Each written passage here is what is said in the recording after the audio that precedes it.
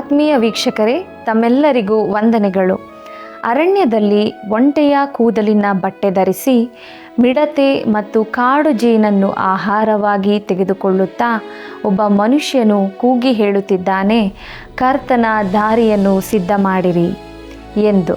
ಪ್ರಿಯರೇ, ಇಂದು ಮಾರ್ಕನ ಸುವಾರ್ತೆಯ 1ನೇ ಅಧ್ಯಾಯದ 4ರಿಂದ 34ನೇ ವಚನಗಳ ಧ್ಯಾನದಲ್ಲಿ ಸ್ನಾನಿಕನಾದ ಯೋಹಾನನ ಸೇವೆ, ಯೇಸುವಿನ ದೀಕ್ಷಾ ಸ್ನಾನ ಮತ್ತು ಶೋಧನೆ, ಮೊದಲ ಶಿಷ್ಯರ ಕರೆ ಹಾಗೂ ಕಪೆರ್ನೌಮಿನಲ್ಲಿ ಆತನು ತೋರಿಸಿದ ಅಧಿಕಾರ, ಇವುಗಳ ಕುರಿತು ತಿಳಿದುಕೊಳ್ಳೋಣ. ನಮ್ಮ ಅಧ್ಯಯನವನ್ನು ಪ್ರಾರಂಭಿಸೋಣ. ಪ್ರಿಯರೇ, ನೀವು ವೀಕ್ಷಿಸುತ್ತಿರುವ ಈ ಕಾರ್ಯಕ್ರಮವು ಕೇವಲ ಕ್ರೈಸ್ತರನ್ನು ಮಾತ್ರ ಉದ್ದೇಶಿಸಿ ಸಿದ್ಧಪಡಿಸಲಾಗಿದ್ದು, ಪವಿತ್ರ ಬೈಬಲಿನ ಬೋಧನೆಗಳ ಆಧಾರದ ಮೇಲೆ ನಂಬಿಕೆಯನ್ನು ಬಲಪಡಿಸಲು ಮತ್ತು ಆತ್ಮಿಕ ಬೆಳವಣಿಗೆಯನ್ನು ಪ್ರೋತ್ಸಾಹಿಸಲು ಇದನ್ನು ರೂಪಿಸಲಾಗಿದೆ. ಬೇರೆ ಯಾವುದೇ ಧರ್ಮ, ವಿಶ್ವಾಸ ಅಥವಾ ನಂಬಿಕೆಯನ್ನು ಟೀಕಿಸುವುದು, ವಿರೋಧಿಸುವುದು ಅಥವಾ ಕೀಳುಗಳೆಯುವುದು ನಮ್ಮ ಉದ್ದೇಶವಲ್ಲ. ನಾವು ಎಲ್ಲ ಧರ್ಮಗಳನ್ನು ಮತ್ತು ಸಮುದಾಯಗಳನ್ನು ಆಳವಾಗಿ ಗೌರವಿಸುತ್ತೇವೆ. ಈ ಕಾರ್ಯಕ್ರಮದಲ್ಲಿರುವ ಯಾವುದೇ ವಿಷಯವು ಯಾರ ಭಾವನೆಗಳಿಗೂ, ನಂಬಿಕೆಗಳಿಗೂ ಅಥವಾ ಸಿದ್ಧಾಂತಗಳಿಗೂ ನೋವುಂಟು ಮಾಡಲು, ದೂಷಿಸಲು ಅಥವಾ ಅಪಪ್ರಚಾರವೆಸಗಲು ಉದ್ದೇಶಿಸಿದಲ್ಲ ಎಂಬುದಾಗಿ ಈ ಮೂಲಕವಾಗಿ ತಿಳಿಸಲು ಬಯಸುತ್ತೇವೆ. ವಂದನೆಗಳು.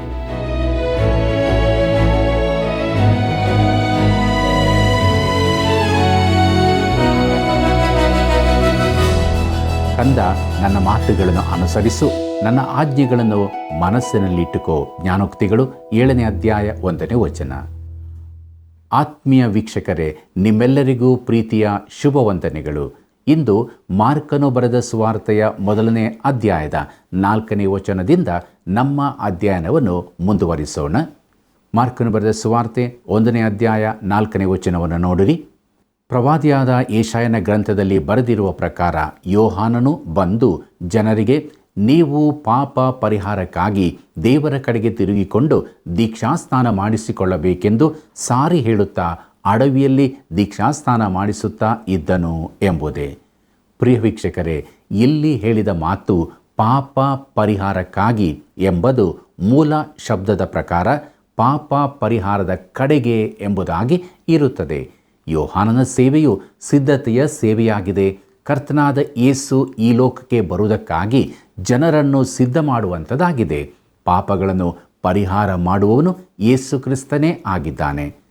ಮಾರ್ಕನು ಬರೆದ ಸುವಾರ್ತೆ 1ನೇ ಅಧ್ಯಾಯ 5 ಮತ್ತು 6ನೇ ವಚನಗಳನ್ನು ನೋಡೋಣ. ಆಗ ಯೂದಾಯ ಸೀಮೆಯೆಲ್ಲವೂ ಯೆರೂಸಲೇಮಿನವರೆಲ್ಲರೂ ಅವನ ಬಳಿಗೆ ಹೊರಟು ಹೋಗಿ ತಮ್ಮ ತಮ್ಮ ಪಾಪಗಳನ್ನು ಹೇಳಿಕೊಂಡು ಯೋರ್ದಾನ್ ಹೊಳೆಯಲ್ಲಿ ಅವನಿಂದ ದೀಕ್ಷಾಸ್ನಾನ ಮಾಡಿಸಿಕೊಳ್ಳುತ್ತಿದ್ದರು. ಈ ಯೋಹಾನನು ಒಂಟೆಯ ಕೂದಲಿನ ಹೊದಿಕೆಯನ್ನು ಹೊದ್ದುಕೊಂಡು ಸೊಂಟಕ್ಕೆ ತೊಗಲಿನ ನಡುಕಟ್ಟನ್ನು ಕಟ್ಟಿಕೊಂಡಿದ್ದನು. ಅವನು ಮಿಡತೆಯನ್ನು, ಕಾಡು ಜೇನನ್ನು ಆಹಾರ ಮಾಡುತ್ತಿದ್ದನು ಎಂಬುದೇ.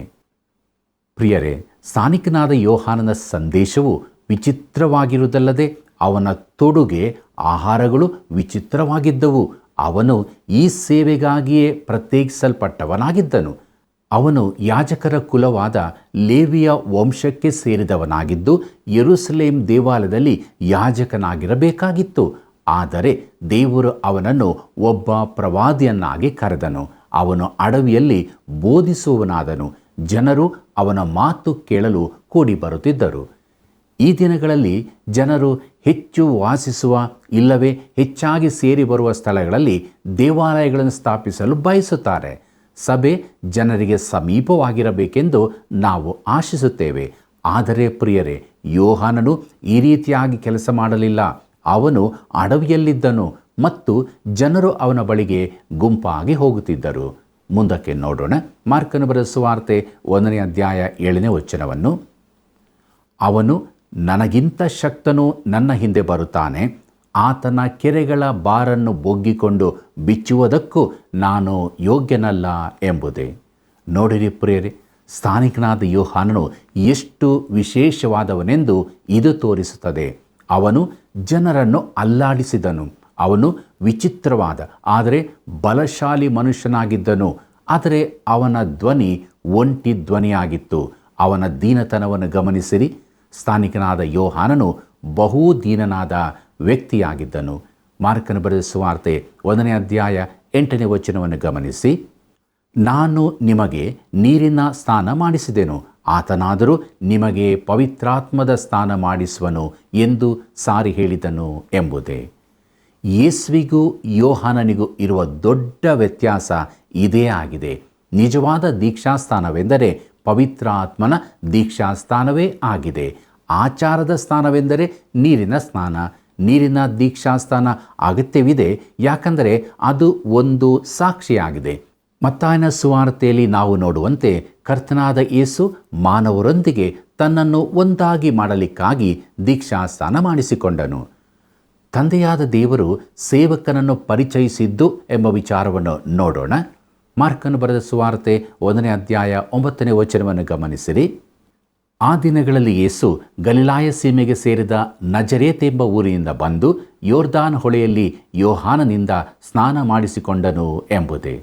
ಪ್ರಿಯ ವೀಕ್ಷಕರೇ, ಯೇಸು ಗಲಿಲಾಯ ಸೀಮೆಗೆ ಬಂದು ಎಂದು ಮಾರ್ಕನು ಹೇಳುತ್ತಾನೆ. ಇದು ಒಂದು ವಿಶೇಷವಾದ ಸಂಗತಿ. ಮುಂದೊಂದು ದಿನ ಆತನು ಬರಲಿಕ್ಕಿದ್ದಾನೆ. ಆದರೆ ಇಲ್ಲಿ ಯೇಸು ನಜರೇತಿನ ತನ್ನ 30 ವರ್ಷಗಳ ತರಬೇತಿಯ ಬಳಿಕ ಬಹಿರಂಗಕ್ಕೆ ಬರುತ್ತಿದ್ದಾನೆ. ಈಗ ಆತನು ಬಂದು ತನ್ನ ದೀಕ್ಷಾಸ್ನಾನದ ಮೂಲಕ ಮಾನವರೊಂದಿಗೆ ತನ್ನನ್ನು ಒಂದಾಗಿ ಮಾಡಿಕೊಳ್ಳುತ್ತಿದ್ದಾನೆ. ಯೋಹಾನನಿಗೆ ಯೇಸು ಸದ್ಯಕ್ಕೆ ಒಪ್ಪಿಕೋ ಎಂದು ಹೇಳಿದ್ದನ್ನು ಜ್ಞಾಪಕ ಮಾಡಿಕೊಳ್ಳಿರಿ. ಮತ್ತಾಯನು ಬರೆದ ಸುವಾರ್ತೆ 3ನೇ ಅಧ್ಯಾಯ 15ನೇ ವಚನವನ್ನು ನೋಡಿರಿ. ಯಾಕೆಂದರೆ ಪ್ರಿಯರೇ, ತಾನು ಯೇಸುವಿಗೆ ದೀಕ್ಷಾಸ್ನಾನ ಮಾಡಿಸಲು ಯೋಗ್ಯನಲ್ಲವೆಂದು ಯೋಹಾನನು ನೆನೆಸಿದ್ದನು. ಇಲ್ಲಿ ಯೇಸು ಎಂಬ ಹೆಸರು ಉಪಯೋಗಿಸಲ್ಪಟ್ಟಿದ್ದನ್ನು ಗಮನಿಸಿರಿ. ಈ ಸುವಾರ್ತೆಯಲ್ಲಿ ಯೇಸುವಿನ ಸಾಮಾನ್ಯ ಹೆಸರು ಉಪಯೋಗಿಸಲ್ಪಟ್ಟಿದೆ. ಮಾರ್ಕನ ಸುವಾರ್ತೆಯಲ್ಲಿ ಬೇರೆಲ್ಲ ಹೆಸರುಗಳಿಗಿಂತ ಹೆಚ್ಚು ಯೇಸು ಎಂಬ ಹೆಸರೇ ಉಪಯೋಗಿಸಲ್ಪಟ್ಟಿದೆ. ಮುಂದಕ್ಕೆ ನೋಡೋಣ. ಮಾರ್ಕನು ಬರೆದ ಸುವಾರ್ತೆ 1ನೇ ಅಧ್ಯಾಯ 10 ಮತ್ತು 11ನೇ ವಚನವನ್ನು. ಮಾಡಿಸಿಕೊಂಡ ಕೂಡಲೇ ಆತನು ನೀರಿನೊಳಗಿಂದ ಮೇಲಕ್ಕೆ ಬರಲು ಆಕಾಶ ಒಡೆದು ದೇವರಾತ್ಮವು ಪಾರಿವಾಳದ ಹಾಗೆ ತನ್ನ ಮೇಲೆ ಇಳಿಯುವುದನ್ನು ಕಂಡನು. ಆಗ ನೀನು ಪ್ರಿಯನಾಗಿರುವ ನನ್ನ ಮಗನು, ನಿನ್ನನ್ನು ನಾನು ಮೆಚ್ಚಿದ್ದೇನೆ ಎಂದು ಆಕಾಶವಾಣಿ ಆಯಿತು ಎಂಬುದೇ. ಪ್ರಿಯ ವೀಕ್ಷಕರೇ, ಈ ಭಾಗದಲ್ಲಿ ದೇವರ ತ್ರಯೇಕತ್ವವು ಸ್ಪಷ್ಟವಾಗಿ ಕಂಡುಬರುವುದನ್ನು ನೋಡುತ್ತೇವೆ. ಯೇಸು ಕ್ರಿಸ್ತನು ಅಲ್ಲಿದ್ದನು. ಆತನ ಮೇಲೆ ಪಾರಿವಾಳದಂತೆ ಪವಿತ್ರಾತ್ಮನು ಇಳಿದು ಬಂದನು ಮತ್ತು ಪರಲೋಕದಿಂದಾದ ಆಕಾಶವಾಣಿಯಾಗಿ ನೀನು ಪ್ರಿಯನಾಗಿರುವ ನನ್ನ ಮಗನು ಎಂಬುದಾಗಿ ತಂದೆಯಾದ ದೇವರಿಂದ ಬಂದಿತ್ತು. ಹೀಗೆ ತ್ರಯೇಕತ್ವವು ನಮ್ಮೆದುರಿಗೆ ತರಲ್ಪಟ್ಟಿದೆ. ಇದು ಯೇಸುವಿನ ವ್ಯಕ್ತಿತ್ವ ಹಾಗೂ ಸೇವೆಯ ಪ್ರತಿಷ್ಠೆಯ ಮೇಲೆ ಪರಲೋಕದ ಮುದ್ರೆಯಾಗಿದೆ. ಪ್ರಿಯರೇ, ಇಲ್ಲಿನ ಕಾರ್ಯಗಳು ಬಹು ವೇಗದಿಂದ ನಡೆಯುವುದನ್ನು ನೋಡುತ್ತೇವೆ. ಆತನು ಸೇವಕನು. ಸ್ಥಾನಿಕನಾದ ಯೋಹಾನನು ಆತನನ್ನು ಪರಿಚಯಪಡಿಸುತ್ತಾನೆ. ಬಳಿಕ ತಂದೆಯಾದ ದೇವರು ಆತನನ್ನು ಗುರುತಿಸಿ ಆತನ ಮೇಲೆ ತನ್ನ ಮುದ್ರೆಯನ್ನು ಹಾಕುತ್ತಾನೆ. ಮುಂದಕ್ಕೆ ನಾವು ಶೋಧನೆಯು ಸೇವಕನನ್ನು ಸ್ಥಾಪಿಸುತ್ತದೆ ಎಂಬ ವಿಚಾರವನ್ನು ನೋಡೋಣ. ಮಾರ್ಕನು ಬರೆದ ಸುವಾರ್ತೆ 1ನೇ ಅಧ್ಯಾಯ 12ನೇ ವಚನವನ್ನು ಗಮನಿಸಿ. ಕೂಡಲೇ ಯೇಸು ದೇವರಾತ್ಮ ಪ್ರೇರಿತನಾಗಿ ಅಡವಿಗೆ ಹೋದನು ಎಂಬುದೇ. ಪ್ರೇರಿತನಾಗಿ ಎಂಬ ಶಬ್ದವು ಕಠಿಣವಾದದ್ದು, ಗಂಭೀರವಾದದ್ದು ಆಗಿದೆ. ದೇವರಾತ್ಮನು ಆತನನ್ನು ನೇರವಾಗಿ ಅಡವಿಗೆ ಶೋಧಿಸಲ್ಪಡುವುದಕ್ಕಾಗಿ ಕರೆದೊಯ್ದನು. ಇದು ನಾವು ಮುಖ್ಯವಾಗಿ ಗಮನಿಸತಕ್ಕ ಸಂಗತಿಯಾಗಿದೆ. ಆತನು ಈ ಕಾರ್ಯವನ್ನು ಸಾಧಿಸಬಲ್ಲನೋ ಎಂಬ ಪ್ರಶ್ನೆ ಪುನಃ ನಮ್ಮೆದುರಿಗೆ ಬರುತ್ತದೆ. ಅನೇಕರು ಶೋಧನೆಯನ್ನು ಎದುರಿಸಲಾರದೆ ಬಿದ್ದು ಹೋಗಿದ್ದಾರೆ. ಆದಾಮನು ಬಿದ್ದು ಹೋದನು. ನೋಹನು ಜಲಪ್ರಳಯವನ್ನು ದಾಟಿದರೂ ಕೊನೆಗೆ ಹೀನವಾಗಿ ಸೋತನು. ಅಬ್ರಹಾಮನೂ ಸೋತನು. ಮೋಶೆಯೂ ಸೋತು ಹೋದನು. ಅವನು ಇಸ್ರಾಯೇಲ್ಯರನ್ನು ಐಗುಪ್ತದಿಂದ ಹೊರತಂದರೂ ವಾಗ್ದಾತ ದೇಶದೊಳಕ್ಕೆ ಹೋಗಲು ಅಪ್ಪಣೆ ಪಡೆಯಲಾರದಾದನು. ದಾವೀದನು ಕೂಡ ಸೋತು ಹೋದನು. ಆದ್ದರಿಂದ ಯೇಸುವಿಗಾದ ಶೋಧನೆಯು ಆತನ ಕಾರ್ಯದಲ್ಲಿ ಆತನನ್ನು ಬಲವಾಗಿ ಸ್ಥಾಪಿಸಿತೆಂದು ನೋಡುತ್ತೇವೆ. ಪ್ರಿಯರೇ, ಮಾರ್ಕನು ಬರೆದ ಸುವಾರ್ತೆ 1ನೇ ಅಧ್ಯಾಯ 13ನೇ ವಚನವನ್ನು ನೋಡಿರಿ. ಆತನು 40 ದಿವಸ ಅಡವಿಯಲ್ಲಿ ಮೃಗಗಳೊಂದಿಗೆ ಇದ್ದು ಸೈತಾನನಿಂದ ಶೋಧಿಸಲ್ಪಡುವನಾದನು ಮತ್ತು ದೇವದೂತರು ಆತನಿಗೆ ಉಪಚಾರ ಮಾಡಿದರು ಎಂಬುದೇ. ಪ್ರಿಯ ವೀಕ್ಷಕರೇ, ಮತ್ತಾಯ ಹಾಗೂ ಲೂಕನ ಸುವಾರ್ತೆಗಳಲ್ಲಿನ ವಿವರಗಳು ಇಲ್ಲಿ ಕೊಡಲ್ಪಟ್ಟಿಲ್ಲ. ಆತನು ಅಡವಿಯಲ್ಲಿ 40 ದಿನಗಳಿದ್ದು ಸೈತಾನನಿಂದ ಶೋಧಿಸಲ್ಪಟ್ಟನು. ಕೆಲವರು ನೆನೆಸುವುದೇನೆಂದರೆ, ಆತನು 40 ದಿನ ಉಪವಾಸ ಮಾಡಿದ ಬಳಿಕ ಸೈತಾನನು ಆತನನ್ನು ಶೋಧಿಸಿದನೆಂದು. ಆದರೆ ಎಲ್ಲ ದಿನಗಳಲ್ಲಿಯೂ ಆತನು ಶೋಧಿಸಲ್ಪಟ್ಟನು. ಆತನು ಸೈತಾನನಿಂದ ಶೋಧಿಸಲ್ಪಡುವ ಸಮಯದಲ್ಲಿ ಕಾಡಿನ ಮೃಗಗಳು ಈ ಶೋಧನೆಯಲ್ಲಿ ಭಾಗಿಯಾಗಿದ್ದವೆಂದು ಕೆಲವರು ನೆನೆಸುತ್ತಾರೆ. ಪ್ರಿಯರೇ, ಮಾರ್ಕನು ಹೇಳುವ ಪ್ರಕಾರ ಆತನು ಅಡವಿಯ ಮೃಗಗಳೊಂದಿಗೆ ಇದ್ದನು ಮತ್ತು ದೇವದೂತರು ಆತನಿಗೆ ಉಪಚಾರ ಮಾಡಿದರು. ಕಾಡು ಮೃಗಗಳು ಸೃಷ್ಟಿಯ ಭಾಗವಾಗಿದ್ದು ಮಾನವನ ಅಧೀನದಲ್ಲಿ ಇಡಲ್ಪಟ್ಟಿವೆ. ಇದಕ್ಕಾಗಿಯೇ ದೇವರು ಈ ಪ್ರಾಣಿಗಳನ್ನು ಉಂಟು ಮಾಡಿದನು. ಆದಿಕಾಂಡದಲ್ಲಿ ನಾವು ನೋಡುವ ಪ್ರಕಾರ ಅಲ್ಲಿನ ಎಲ್ಲವೂ ಮಾನವನಿಗೆ ಒಂದು ಮನೆಯನ್ನು ನಿರ್ಮಿಸುವುದರಲ್ಲಿ ಸಿದ್ಧತೆಯಾಗಿದ್ದವು. ನಾವು ತಿಳಿದಿರುವ ಪ್ರಕಾರ ಈ ಭೂಮಿ ಮಾತ್ರ ಮಾನವನಿಗೆ ವಾಸಕ್ಕೆ ಯೋಗ್ಯವಾದದ್ದಾಗಿದೆ. ಆದರೆ ಈ ಸಂದರ್ಭದಲ್ಲಿ ಮಾನವ ರೂಪದ ಕ್ರಿಸ್ತನಿಗಿಂತ ಕೆಳಮಟ್ಟದಲ್ಲಿದ್ದ ಕಾಡು ಮೃಗಗಳು ಆತನೊಂದಿಗೆ ಇದ್ದವು ಮತ್ತು ಆತನಿಗಿಂತ ಮೇಲಿದ್ದ ದೇವದೂತರು ಉಪಚಾರ ಮಾಡಿದರು.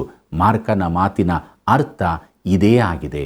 ಮುಂದಕ್ಕೆ ನಾವು ದೇವರ ರಾಜ್ಯದ ಸುವಾರ್ತೆಯನ್ನು ಸಾರಿದ್ದು ಎಂಬ ವಿಚಾರವನ್ನು ನೋಡೋಣ. ಮಾರ್ಕನು ಬರೆದ ಸುವಾರ್ತೆ 1ನೇ ಅಧ್ಯಾಯ 14 ಮತ್ತು 15ನೇ ವಚನವನ್ನು ನೋಡಿರಿ. ಯೋಹಾನನು ಸೆರೆಗೆ ಬಿದ್ದ ಮೇಲೆ ಯೇಸು ಗಲಿಲಾಯ ಸೀಮೆಗೆ ಬಂದು, ಕಾಲ ಪರಿಪೂರ್ಣವಾಯಿತು, ದೇವರ ರಾಜ್ಯವು ಸಮೀಪಿಸಿತು, ದೇವರ ಕಡೆಗೆ ತಿರುಗಿಕೊಂಡು ಸುವಾರ್ತೆಯನ್ನು ನಂಬಿರಿ ಎಂದು ದೇವರ ಸುವಾರ್ತೆಯನ್ನು ಸಾರಿ ಹೇಳಿದನು ಎಂಬುದೇ. ಪ್ರಿಯ ವೀಕ್ಷಕರೇ, ಶೋಧನೆಯ ಬಳಿಕ ಯೇಸು ತನ್ನ ಸೇವೆಯನ್ನು ಪ್ರಾರಂಭಿಸುತ್ತಾನೆ. ಮಾರ್ಕನು ಇಲ್ಲಿಯೂ ಯೇಸು ಗಲಿಲಾಯದ ಸೀಮೆಗೆ ಬಂದು ಎಂದು ಹೇಳಿರುವುದನ್ನು ಗಮನಿಸಿರಿ. ಸ್ಥಾನಿಕನಾದ ಯೋಹಾನನು ಸೆರೆಯಲ್ಲಿ ಬಿದ್ದ ಮೇಲೆ ಯೇಸು ಗಲಿಲಾಯ ಸೀಮೆಗೆ ಬಂದನು. ಆತನು ಕಾಲವು ಸಮೀಪವಾಯಿತು, ದೇವರ ರಾಜ್ಯವು ಸಮೀಪಿಸಿತು ಎಂದು ಸಾರಿ ಹೇಳುತ್ತಾ ತನ್ನ ಸೇವೆಯನ್ನು ಪ್ರಾರಂಭಿಸಿದನು. ಇಲ್ಲಿ ದೇವರ ಸುವಾರ್ತೆಯನ್ನು ಎಂದಿರುವುದು ಸರಿಯಾದ ಮಾತಾಗಿರುತ್ತದೆ. ಕೆಲವು ಪತ್ರಿಕೆಗಳಲ್ಲಿ ದೇವರ ರಾಜ್ಯದ ಸುವಾರ್ತೆ ಎಂದು ಬರೆಯಲ್ಪಟ್ಟಿದೆ. ಅದು ಸರಿಯಾದ ಅರ್ಥವನ್ನು ಕೊಡುವುದಿಲ್ಲ. ಈ ಎರಡರಲ್ಲಿ ವ್ಯತ್ಯಾಸವಿದೆಯೋ? ಹೌದು.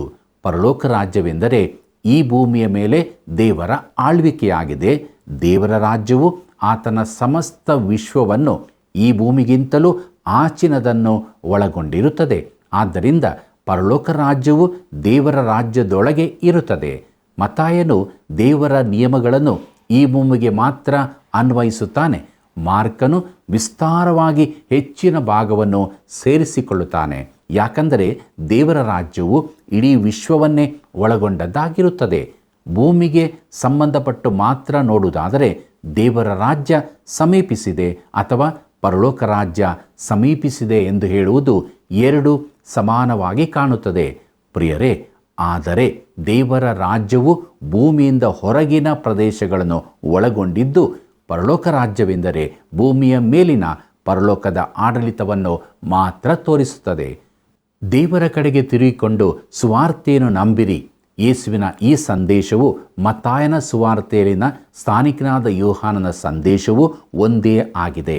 ಮತ್ತಾಯನ ಬರೆದ ಸುವಾರ್ತೆ 3ನೇ ಅಧ್ಯಾಯ 2ನೇ ವಚನ ಮತ್ತು 4ನೇ ಅಧ್ಯಾಯ 17ನೇ ವಚನವನ್ನು ನೋಡಿರಿ. ಪ್ರಿಯ ವೀಕ್ಷಕರೇ, ನಮ್ಮ ಈಗಿನ ಕಾಲದಲ್ಲಿ ಈ ಸಂದೇಶವು ತಿರುಗು ಮುರುಗಾಗಿದೆ ಎಂದು ನಾನು ಭಾವಿಸುತ್ತೇನೆ. ಅಂದರೆ ನಾವು ಪಶ್ಚಾತ್ತಾಪಕ್ಕಿಂತ ಮೊದಲು ನಂಬಿಕೆಯನ್ನು ಸೂಚಿಸುತ್ತೇವೆ. ಕ್ರಿಸ್ತನ ಕಡೆಗೆ ನೀನು ನಂಬಿಕೆಯಿಂದ ತಿರುಗಿಕೊಳ್ಳುವುದೆಂದರೆ ಯಾವುದೋ ಒಂದರಿಂದ ತಿರುಗಿಕೊಳ್ಳುತ್ತಿ ಮತ್ತು ಈ ತಿರುಗಿಕೊಳ್ಳುವುದೇ ಪಶ್ಚಾತ್ತಾಪವಾಗಿರುತ್ತದೆ.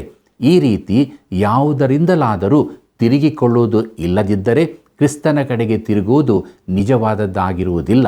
ಕ್ರಿಸ್ತನ ಕಡೆಗೆ ನಿಜವಾಗಿ ತಿರುಗಿಕೊಂಡಿರುವುದಾದರೆ ಆ ವ್ಯಕ್ತಿಯ ಜೀವಿತದಲ್ಲಿ ಯಾವುದರಿಂದಲಾದರೂ ತಿರುಗಿಕೊಂಡದ್ದರ ಸೂಚನೆ ಕಂಡುಬರುತ್ತದೆ.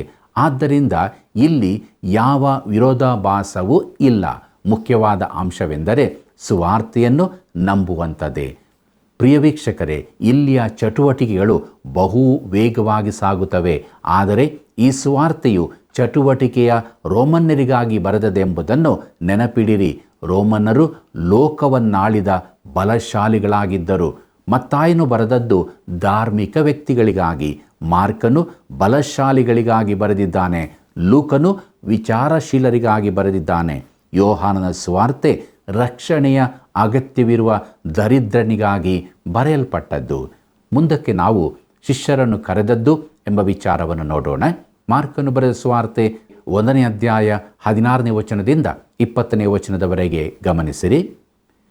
ಹೀಗಿರುವಲ್ಲಿ ಆತನು ಗಲಿಲಾಯ ಸಮುದ್ರದ ಬಳಿಯಲ್ಲಿ ಹೋಗುತ್ತಿರುವಾಗ ಸೀಮೋನನ ತಮ್ಮನಾದ ಅಂದ್ರೆಯನು ಸಮುದ್ರದಲ್ಲಿ ಬಲೆ ಬೀಸುವುದನ್ನು ಕಂಡನು. ಅವರು ಬೆಸ್ತರು. ಯೇಸು ಅವರಿಗೆ, ನನ್ನ ಹಿಂದೆ ಬನ್ನಿರಿ, ಮನುಷ್ಯರನ್ನು ಹಿಡಿಯುವ ಬೆಸ್ತರನ್ನಾಗಿ ನಿಮ್ಮನ್ನು ಮಾಡುವೆನು ಎಂದು ಹೇಳುತ್ತಲೇ ಅವರು ತಮ್ಮ ಬಲೆಗಳನ್ನು ಬಿಟ್ಟು ಆತನ ಹಿಂದೆ ಹೋದರು. ಇನ್ನೂ ಸ್ವಲ್ಪ ಮುಂದೆ ಹೋಗಿ ಜೆಬೆದಾಯನ ಮಗನಾದ ಯಾಕೋಬನನ್ನು ಅವನ ತಮ್ಮನಾದ ಯೋಹಾನನನ್ನು ಕಂಡನು. ಇವರು ದೋಣಿಯಲ್ಲಿ ತಮ್ಮ ಬಲೆಗಳನ್ನು ಸರಿ ಮಾಡುತ್ತಿದ್ದರು. ಕೂಡಲೇ ಇವರನ್ನು ಕರೆದನು. ಅವರು ತಮ್ಮ ತಂದೆಯಾದ ಜೆಬೆದಾಯನನ್ನು ಕೂಲಿಯಾಳುಗಳ ಸಂಗಡ ದೋಣಿಯಲ್ಲಿ ಬಿಟ್ಟು ಆತನ ಹಿಂದೆ ಹೋದರು ಎಂಬುದೇ. ಪ್ರಿಯ ವೀಕ್ಷಕರೇ, ಅಪೋಸ್ತಲರಿಗೆ 3 ಪ್ರತ್ಯೇಕವಾದ ಸಂದರ್ಭಗಳಲ್ಲಿ ಕರೆ ಬಂದಿತ್ತು. ಅದರಲ್ಲಿ ಮೊದಲನೆಯದು ಯೋಹಾನ ಬರೆದ ಸುವಾರ್ತೆ 1ನೇ ಅಧ್ಯಾಯ 35ನೇ ವಚನದಿಂದ 51ನೇ ವಚನದವರೆಗೆ ನೋಡುವಾಗ, ಯೇಸು ಯೆರೂಸಲೇಮಿಗೆ ಹೋಗುವಾಗ ಆತನು ಸ್ಥಾನಿಕನಾದ ಯೋಹಾನನ ಜೊತೆಯಲ್ಲಿದ್ದವರಿಗೆ ಸಾಮಾನ್ಯವಾದ ಕರೆಯನ್ನು ಕೊಟ್ಟನು. ಸ್ಥಾನಿಕನಾದ ಯೋಹಾನನು ಯೇಸುವನ್ನು ತೋರಿಸಿದ್ದರಿಂದ ಅವನ ಶಿಷ್ಯರಲ್ಲಿ ಕೆಲವರು ಯೇಸುವನ್ನು ಹಿಂಬಾಲಿಸಿದರು ಮತ್ತು ಆತನು ಉಳುಕೊಂಡ ಸ್ಥಳವನ್ನು ನೋಡಬೇಕೆಂದು ಬಯಸಿದರು. ಆದರೆ ಅವರು ಆತನೊಂದಿಗೆ ತುಂಬ ಸಮಯ ಉಳುಕೊಳ್ಳಲಿಲ್ಲ. ಆತನು ಅವರನ್ನು ಕೇಳಿಕೊಂಡಿರಲಿಲ್ಲ. ಅವರು ಮೀನು ಹಿಡಿಯಲು ಹಿಂದೆ ಹೋದರು. ಎರಡನೇದಾಗಿ, ಮಾರ್ಕನ ಸುವಾರ್ತೆಯಲ್ಲಿ ಯೇಸು ತನ್ನ ಸೇವೆಯ ಆರಂಭದಲ್ಲಿ ಸಮುದ್ರದ ಬಳಿಯಲ್ಲಿ ಶಿಷ್ಯರು ಮೀನು ಹಿಡಿಯುವುದನ್ನು ಕಂಡು ಅವರನ್ನು ತನ್ನ ಶಿಷ್ಯರಾಗುವುದಕ್ಕಾಗಿ ಕರೆದನು. ಅವರನ್ನು ಮನುಷ್ಯರನ್ನು ಹಿಡಿಯುವ ಬೆಸ್ತರನ್ನಾಗಿ ಮಾಡಬೇಕೆಂದಿದ್ದನು. ಆದರೆ ಲೂಕನು ಬರೆದ ಸುವಾರ್ತೆ 5ನೇ ಅಧ್ಯಾಯ 1-11 ವಚನದಲ್ಲಿ ನೋಡುವಂತೆ ಅವರು ತಿರುಗಿ ತಮ್ಮ ಮೀನು ಹಿಡಿಯುವ ಕೆಲಸಕ್ಕೆ ಹಿಂತಿರುಗಿದ್ದರು. ಮೂರನೇ ಕರೆಯು ಅಪೋಸ್ತಲತನದ್ದು. ಇದನ್ನು ಮಾರ್ಕ 3, ಮತ್ತಾಯ 10 ಹಾಗೂ ಲೂಕನು ಬರೆದ ಸುವಾರ್ತೆ 6ನೇ ಅಧ್ಯಾಯಗಳಲ್ಲಿ ನೋಡುತ್ತೇವೆ. ಅವರು ಮೀನು ಹಿಡಿಯಲು ಹಿಂತಿರುಗಿದ್ದರು. ಸೀಮೋನ ಪೇತ್ರನು ಯೇಸುವಿಗೆ, ಸ್ವಾಮಿ, ನಾನು ಪಾಪಾತ್ಮನು, ನನ್ನನ್ನು ಬಿಟ್ಟು ಹೋಗಬೇಕು ಎಂದು ಹೇಳಿದ್ದನು. ಲೂಕನು ಬರೆದ ಸುವಾರ್ತೆ 5ನೇ ಅಧ್ಯಾಯ 8ನೇ ವಚನ ನೋಡ್ರಿ. ಅವನ ಮಾತಿನ ಅರ್ಥ, ನೀನು ನನ್ನನ್ನು ಯಾಕೆ ಬಿಟ್ಟು ಬಿಡಬಾರದು? ಬೇರೆಯವರನ್ನು ಕರೆ, ನಾನು ನಿನಗೆ ಬೆನ್ನು ಹಾಕಿ ಬಂದವನು ಎಂಬುದಾಗಿ. ಆದರೆ ಕರ್ತನು ಅವನನ್ನು ಬಿಡಲಿಲ್ಲ. ಇದಕ್ಕಾಗಿ ದೇವರಿಗೆ ಸ್ತೋತ್ರ. ಯೇಸು ಅವರ ಬಳಿಗೆ 3ನೇ ಬಾರಿ ಬಂದು ಅವರನ್ನು ಅಪೋಸ್ತಲರನ್ನಾಗಿ ನೇಮಿಸಿದನು. ಪ್ರಿಯ ವೀಕ್ಷಕರೇ, ಮುಂದಕ್ಕೆ ನಾವು ಸಭಾಮಂದಿರದಲ್ಲಿನ ಮನುಷ್ಯನು ಎಂಬ ವಿಚಾರವನ್ನು ನೋಡೋಣ. ಮಾರ್ಕನು ಬರೆದ ಸುವಾರ್ತೆ 1ನೇ ಅಧ್ಯಾಯ 21ನೇ ವಚನವನ್ನು ನೋಡಿರಿ. ಬಳಿಕ ಅವರು ಕಪೆರ್ನೌಮ್ ಎಂಬ ಊರಿಗೆ ಸೇರಿದರು. ಕೂಡಲೇ ಸಬ್ಬತ್ ದಿನದಲ್ಲಿ ಯೇಸು ಸಭಾಮಂದಿರಕ್ಕೆ ಹೋಗಿ ಉಪದೇಶ ಮಾಡಿದನು ಎಂಬುದೇ. ಧಾರ್ಮಿಕ ನಾಯಕರು ಯೇಸುವನ್ನು ಸಬ್ಬತ್ ದಿನದಲ್ಲಿ ಆತನು ಮಾಡಿದ ಕೆಲಸದ ವಿಚಾರವಾಗಿ ಪ್ರಶ್ನಿಸಿದಾಗ ಆತನು, ನನ್ನ ತಂದೆಯು ಇಂದಿನವರೆಗೂ ಕೆಲಸ ಮಾಡುತ್ತಾನೆ, ನಾನೂ ಕೆಲಸ ಮಾಡುತ್ತೇನೆ ಎಂದು ಉತ್ತರ ಕೊಟ್ಟಿರುವುದನ್ನು ನಾವು ನೆನಪು ಮಾಡಿಕೊಳ್ಳೋಣ. ಯೋಹಾನ ಬರೆದ ಸುವಾರ್ತೆ 5ನೇ ಅಧ್ಯಾಯ 17ನೇ ವಚನ ನೋಡಿರಿ. ಆತನು ದಿನಕ್ಕೆ 8 ತಾಸಿನ ಲೆಕ್ಕದಂತೆ ಕೆಲಸ ಮಾಡಲಿಲ್ಲವೆಂಬುದನ್ನು ನಾವು ನೋಡಲಿದ್ದೇವೆ. ಕೀರ್ತನೆ 121 4ನೇ ವಚನ ನೋಡುತ್ತೇವೆ. ಈಗೋ ಇಸ್ರಾಯೇಲ್ಯರನ್ನು ಕಾಯುವಾತನು ತೂಕಡಿಸುವುದಿಲ್ಲ, ನಿದ್ರಿಸುವುದಿಲ್ಲ ಎಂಬುದಾಗಿ. ಸಬ್ಬತ್ ದಿನದಂದು ಆತನು ಮುಂಜಾನೆ ಬಹು ಬೇಗನೆ ಎದ್ದು ಸಭಾಮಂದಿರಕ್ಕೆ ಹೋಗಿ ಉಪದೇಶ ಮಾಡತೊಡಗಿದನು. ಆ ದಿನಗಳಲ್ಲಿ ಕಪೆರ್ನೌಮಿನಲ್ಲಿನ ಸಭಾಮಂದಿರವು ಧಾರ್ಮಿಕ ಕಾರ್ಯಗಳ ಕೇಂದ್ರವಾಗಿರಲಿಲ್ಲ.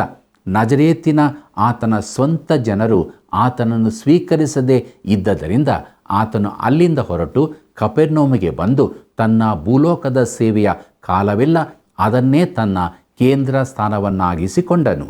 ಮಾರ್ಕನು ಬರೆದ ಸುವಾರ್ತೆ 1ನೇ ಅಧ್ಯಾಯ 22ನೇ ವಚನವನ್ನು ನೋಡೋಣ.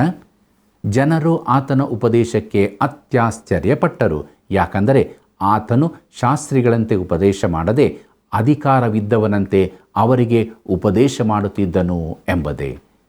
ಪ್ರಿಯ ವೀಕ್ಷಕರೇ, ಈ ವಾಕ್ಯ ಭಾಗದಲ್ಲಿ ಆತನ ಮಾತಿನ ಸತ್ಯತೆ ಹಾಗೂ ಅದರ ಪ್ರಭಾವಗಳನ್ನು ನಾವು ನೋಡುತ್ತೇವೆ. ಸಭೆಯ ಹಾಗೂ ಕ್ರೈಸ್ತ ಸೇವೆಯ ಕುರಿತು ಇಂದಿನ ಟೀಕೆ ಏನೆಂದರೆ, ಯಾವುದು ಅಧಿಕಾರಯುತವಾಗಿ ಬರುವುದಿಲ್ಲ ಎಂಬುದೇ. ಇದಕ್ಕೆ ಕಾರಣವೇನೆಂದರೆ, ನಾವು ನಮ್ಮ ನಂಬಿಕೆಯನ್ನು ಕಳಕೊಂಡಿದ್ದೇವೆ. ನಾವು ಅಂದರೆ ನಾನು ನನ್ನ ನಂಬಿಕೆಯನ್ನು ಕಳಕೊಂಡಿದ್ದೇನೆಂದಲ್ಲ, ಆದರೆ ಕ್ರೈಸ್ತ ಸೇವೆಯಲ್ಲಿ ದೇವರ ವಾಕ್ಯದ ಬೋಧನೆ ಹೊರಟು ಬರುತ್ತಿಲ್ಲ. ನಾವು ಸತ್ಯದಿಂದ ದೂರ ಹೋಗಿದ್ದು, ಪೀಠದಲ್ಲಿನ ಪ್ರಸಂಗಕ್ಕೂ ದೇವರ ವಾಕ್ಯಕ್ಕೂ ತುಂಬ ಅಂತರವಿರುತ್ತದೆ. ಆ ದಿನಗಳಲ್ಲಿಯೂ ಜನರಿಗೆ ಸಭಾಮಂದಿರದಿಂದ ಯಾವ ಪ್ರಯೋಜನವೂ ದೊರಕುತ್ತಿರಲಿಲ್ಲ. ಆದ್ದರಿಂದಲೇ ಕರ್ತನಾದ ಯೇಸು ಮಾತನಾಡುವಾಗ ಆತನ ಅಧಿಕಾರವಾಣಿಗೆ ಅವರು ಅತ್ಯಾಶ್ಚರ್ಯಪಟ್ಟರು. ಮುಂದಕ್ಕೆ ನೋಡಿರಿ, ಮಾರ್ಕನು ಬರೆದ ಸುವಾರ್ತೆ 1ನೇ ಅಧ್ಯಾಯ 23 ಮತ್ತು 24ನೇ ವಚನವನ್ನು. ಆಗ ಅವರ ಸಭಾಮಂದಿರದಲ್ಲಿ ದೆವ್ವ ಹಿಡಿದ ಒಬ್ಬ ಮನುಷ್ಯನಿದ್ದನು. ಆ ದೆವ್ವವು, ನಜರೇತಿನ ಯೇಸುವೆ, ನಮ್ಮ ಗೊಡವೆ ನಿನಗೇಕೆ? ನಮ್ಮನ್ನು ನಾಶ ಮಾಡುವುದಕ್ಕೆ ಬಂದೆಯಾ? ನಿನ್ನನ್ನು ಬಲ್ಲೆನು, ನೀನು ದೇವರು ಪ್ರತಿಷ್ಠಿಸಿದವನೇ ಎಂದು ಕೂಗಿ ಹೇಳಿತು ಎಂಬುದಾಗಿ. ಪ್ರಿಯ ವೀಕ್ಷಕರೇ, ಮಾರ್ಕನ ಸುವಾರ್ತೆಯಲ್ಲಿನ ಈ ಮೊದಲನೇ ಅದ್ಭುತ ಕಾರ್ಯವು ಆತ್ಮಿಕ ಕ್ಷೇತ್ರಕ್ಕೆ ಸಂಬಂಧಪಟ್ಟದಾಗಿತ್ತು. ಆತನಿಗೆ ದೆವ್ವಗಳ ಮೇಲೂ ಅಧಿಕಾರವಿತ್ತು. ಇಡೀ ರೋಮ್ ಸಾಮ್ರಾಜ್ಯದಲ್ಲಿ ದೆವ್ವಗಳ ಕಾರ್ಯ ಪ್ರಭಾವವು ತುಂಬ ಹರಡಿತೆಂದು ಚರಿತ್ರೆಯಿಂದ ತಿಳ್ಕೊಳ್ಳುತ್ತೇವೆ. ದೆವ್ವಗಳ ಕಾರ್ಯವನ್ನು ಎದುರಿಸಲು ಯೇಸು ಮಾತ್ರ ಶಕ್ತನಾಗಿದ್ದನು. ಯಾಕಂದರೆ ಅವುಗಳ ನಡುವೆ ಆತನು ಮಾತ್ರ ಪ್ರವೇಶಿಸಬಲ್ಲವನಾಗಿದ್ದನು. ಆದ್ದರಿಂದಲೇ ಮಾರ್ಕನು ಇದನ್ನೇ ಮೊದಲ ಅದ್ಭುತ ಕಾರ್ಯವನ್ನಾಗಿ ಉಲ್ಲೇಖಿಸುತ್ತಾನೆ. ಈ ಘಟನೆಯನ್ನು ಮಾರ್ಕನು ಮೊದಲು ಬರೆಯುವ ಉದ್ದೇಶವೇನೆಂದರೆ, ಯೇಸುವಿಗೆ ಈ ಕ್ಷೇತ್ರದಲ್ಲಿ ಶಕ್ತಿ ಇರುವುದರಿಂದ 2 ಸಂಗತಿಗಳು ನಿಜವೆಂದಾಗುತ್ತದೆ ಎಂಬುದನ್ನು ತೋರಿಸಲು. ಅವು ಯಾವುವೆಂದರೆ, ಮೊದಲನೆಯದು, ಆತನಿಗೆ ಯಾವ ಕ್ಷೇತ್ರದಲ್ಲಿಯೂ ಶಕ್ತಿ ಇರುತ್ತದೆ ಎಂದು. ಎರಡನೆಯದು, ದೇವರು ಮಾತ್ರ ಇಂಥ ಕಾರ್ಯವನ್ನು ಮಾಡಬಲ್ಲನು. ಇದು ಆತನ ಅರ್ಹತೆಗಳ ಒಂದು ಭಾಗವಾಗಿದೆ. ಪ್ರಿಯರೇ, ಆತನಿಗೆ ಅಧಿಕಾರವಿದೆ, ಶಕ್ತಿಯಿದೆ. ಆತನು ಅಧಿಕಾರವಿದ್ದವನಂತೆ ಉಪದೇಶಿಸಿದನು. ಈಗ ತನಗೆ ಶಕ್ತಿ ಉಂಟೆಂಬುದನ್ನು ತೋರಿಸಿದನು. ಮಾರ್ಕನು ಬರೆದ ಸುವಾರ್ತೆ 1ನೇ ಅಧ್ಯಾಯ 25ನೇ ವಚನದಿಂದ 27ನೇ ವಚನದವರೆಗೆ ಗಮನಿಸಿರಿ. ಯೇಸು ಅದನ್ನು ಗದರಿಸಿ, ಸುಮ್ಮನಿರು, ಇವನನ್ನು ಬಿಟ್ಟು ಹೋಗು ಎನ್ನಲಾಗಿ ಆ ದೆವ್ವವು ಅವನನ್ನು ಒದ್ದಾಡಿಸಿ ಅಬ್ಬರಿಸಿ ಕೂಗಿ ಬಿಟ್ಟು ಹೋಯಿತು. ಅದಕ್ಕೆ ಎಲ್ಲರೂ ಬೆರಗಾಗಿ, ಇದೇನಿರಬಹುದು? ಇದು ಹೊಸ ಉಪದೇಶ. ಈತನು ಅಧಿಕಾರದಿಂದ ದೆವ್ವಗಳಿಗೂ ಅಪ್ಪಣೆ ಕೊಡುತ್ತಾನೆ, ಅವು ಆತನ ಮಾತನ್ನು ಕೇಳುತ್ತವೆ ಎಂದು ತಮ್ಮೊಳಗೆ ವಿಚಾರ ಮಾಡಿಕೊಂಡರು ಎಂಬುದೇ. ನೋಡಿರಿ ಪ್ರಿಯರೇ, ಕರ್ತನಾದ ಯೇಸು ತನ್ನ ಉಪದೇಶದಲ್ಲಿ ಅಧಿಕಾರವನ್ನು, ತನ್ನ ಕಾರ್ಯದಲ್ಲಿ ಶಕ್ತಿಯನ್ನು ಪ್ರಕಟಿಸಿದನೆಂಬುದನ್ನು ಗಮನಿಸಿರಿ. ಜನರಿಗೆ ಇದು ಅರ್ಥವಾಗಲಿಲ್ಲ. ಆತನ ಅಧಿಕಾರವನ್ನು ಅವರಿಗೆ ತಿಳಿದುಕೊಳ್ಳಲು ಆಗಲಿಲ್ಲ. ಮುಂದಕ್ಕೆ ನಾವು ಗಲಿಲಾಯದಲ್ಲಿನ ಉಪದೇಶ ಎಂಬ ವಿಚಾರವನ್ನು ನೋಡೋಣ. ಮಾರ್ಕನು ಬರೆದ ಸುವಾರ್ತೆ 1ನೇ ಅಧ್ಯಾಯ 28ನೇ ವಚನವನ್ನು ಗಮನಿಸಿರಿ. ಕೂಡಲೇ ಆತನ ಸುದ್ದಿಯು ಗಲಿಲಾಯ ಸೀಮೆಯಲ್ಲಿ ಎಲ್ಲೆಲ್ಲಿಯೂ ಹಬ್ಬಿತು ಎಂಬುದಾಗಿ. ಮಾರ್ಕನು ನಮಗೆ ಮುಂದೆ ತಿಳಿಸಲಿರುವ ಈ ಘಟನೆಯು ಆ ದಿನದಲ್ಲೇ, ಅಂದರೆ ಮಧ್ಯಾಹ್ನದ ನಂತರ ನಡೆದದ್ದಿರಬಹುದು. ಪೇತ್ರನ ಅತ್ತೆಯು ಇತರರು ಗುಣ ಹೊಂದಿದ್ದು ಎಂಬ ವಿಚಾರ. ಮಾರ್ಕನು ಬರೆದ ಸುವಾರ್ತೆ 1ನೇ ಅಧ್ಯಾಯ 29ನೇ ವಚನದಿಂದ 31ನೇ ವಚನದವರೆಗೆ ಗಮನಿಸಿರಿ. ಆಮೇಲೆ ಅವರು ಸಭಾಮಂದಿರದಿಂದ ಹೊರಟು ಯಾಕೋಬ ಯೋಹಾನರ ಸಂಗಡ ಸೀಮೋನ ಅಂದ್ರೆಯರ ಮನೆಗೆ ಬಂದರು. ಅಲ್ಲಿ ಸೀಮೋನನ ಅತ್ತೆ ಜ್ವರ ಬಂದು ಮಲಗಿರಲಾಗಿ ಅವರು ಆಕೆಯ ಸಂಗತಿಯನ್ನು ಆತನಿಗೆ ತಿಳಿಸಿದರು. ಆತನು ಹತ್ತಿರಕ್ಕೆ ಬಂದು ಆಕೆಯ ಕೈಯನ್ನು ಹಿಡಿದು ಎಬ್ಬಿಸಲು ಜ್ವರವು ಆಕೆಯನ್ನು ಬಿಟ್ಟು ಹೋಯಿತು. ಆಕೆಯು ಅವರಿಗೆ ಉಪಚಾರ ಮಾಡಿದಳು ಎಂಬುದೇ. ಪ್ರಿಯ ವೀಕ್ಷಕರೇ, ಆಂಗ್ಲ ಭಾಷೆಯಲ್ಲಿ ಸೀಮೋನನ ಅತ್ತೆ ಎಂಬುದಾಗಿ ಹೇಳದೆ ಅವನ ಹೆಂಡತಿಯ ತಾಯಿ ಎಂದು ಹೇಳಿದೆ. ಇದು ಕೂಡ ಸಂಬೋಧನೆಯ ಒಂದು ಉತ್ತಮ ವಿಧಾನವಾಗಿದೆ. ನನ್ನ ಸ್ವಂತ ಅತ್ತೆ ಇದನ್ನು ನನ್ನ ಗಮನಕ್ಕೆ ತರುತ್ತಿದ್ದರು. ಇದನ್ನು ಹೇಳಲು ಇದು ಒಳ್ಳೆಯ ವಿಧಾನ ಎಂದು ಅವರು ಭಾವಿಸಿದ್ದರು ಮತ್ತು ಅದು ನಿಜವೆಂದು ನನಗೆ ಖಚಿತವಾಗಿದೆ. ಪ್ರಿಯರೇ, ಮುಂದುವರೆದು ಯೇಸು ಅದೇ ದಿನದಲ್ಲಿ ಮಾಡಿದ ಇನ್ನೊಂದು ಅದ್ಭುತ ಕಾರ್ಯವನ್ನು ನೋಡುತ್ತೇವೆ. ಮಾರ್ಕನು ಬರೆದ ಸುವಾರ್ತೆ 1ನೇ ಅಧ್ಯಾಯ 32ನೇ ವಚನವನ್ನು ನೋಡಿರಿ. ಸಂಜೆಯಾಗಿ ಹೊತ್ತು ಮುಳುಗಿದ ಮೇಲೆ ಜನರು ಮೈಯಲ್ಲಿ ನೆಟ್ಟಗಿಲ್ಲದವರೆಲ್ಲರನ್ನೂ ದೆವ್ವ ಹಿಡಿದವರನ್ನು ಆತನ ಬಳಿಗೆ ಕರೆತಂದರು ಎಂಬುದೇ. ಪ್ರಿಯ ವೀಕ್ಷಕರೇ, ಪಿಶಾಚನು ಒಬ್ಬನೇ ಇದ್ದಾನೆ, ಅವನು ಸೈತಾನನು. ಆದರೆ ದೆವ್ವಗಳು ಅನೇಕ ಇವೆ. ಮುಂದಕ್ಕೆ ನೋಡೋಣ. ಮಾರ್ಕನು ಬರೆದ ಸುವಾರ್ತೆ 1ನೇ ಅಧ್ಯಾಯ 33 ಮತ್ತು 34ನೇ ವಚನ. ಊರೆಲ್ಲ ಬಾಗಿಲಿನ ಮುಂದೆ ಒಟ್ಟುಗೂಡಿತ್ತು. ಆಗ ಆತನು ತರತರವಾದ ರೋಗಗಳಿಂದ ಮೈಯಲ್ಲಿ ನೆಟ್ಟಗಿಲ್ಲದ ಬಹು ಜನರನ್ನು ವಾಸಿ ಮಾಡಿ ಅನೇಕ ದೆವ್ವಗಳನ್ನು ಬಿಡಿಸಿದನು. ಮತ್ತು ತಾನು ಇಂಥವನೆಂದು ಅವುಗಳಿಗೆ ತಿಳಿದಿದ್ದರಿಂದ ಆತನು ಅವುಗಳನ್ನು ಮಾತಾಡಗೊಡಿಸಲಿಲ್ಲ ಎಂಬುದೇ.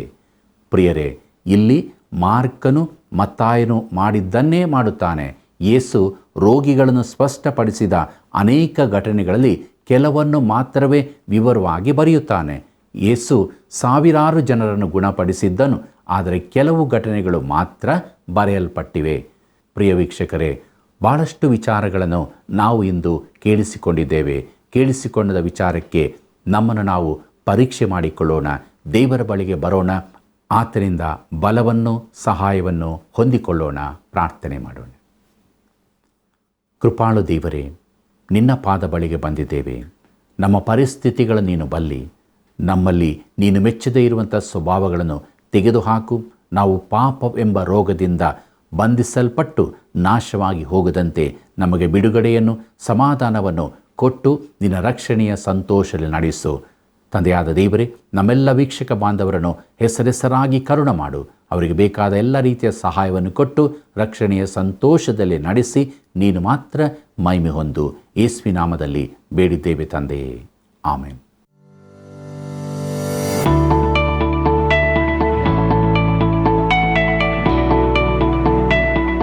ಇಂದಿನ ಅಧ್ಯಾಯದಿಂದ ಒಂದು ಪ್ರಶ್ನೆ.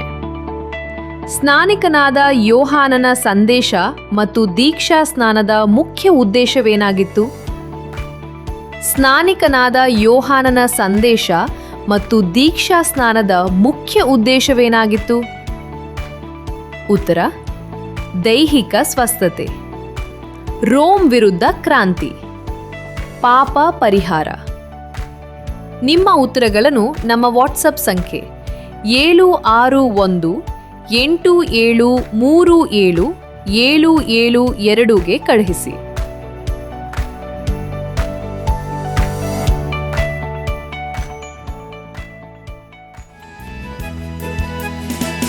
ನಿನ್ ವಾಕ್ಯ ನನಗೆ ದೀಪವು, ನನ್ನ ಮಾರ್ಗಕ್ಕೆ ಬೆಳಕು. ನಿನ್ ವಾಕ್ಯ ನನಗೆ ದೀಪವು, ನನ್ನ ಮಾರ್ಗಕ್ಕೆ ಬೆಳಕು. ಆ ಬೆಳಕಲ್ಲಿ ನಾನು ನಡೆಯುವೆನು.